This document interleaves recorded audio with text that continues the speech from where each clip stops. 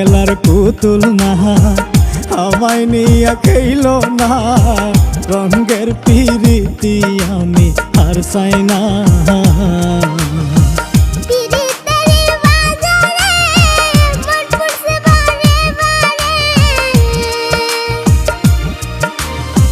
পিরিতের বাজারে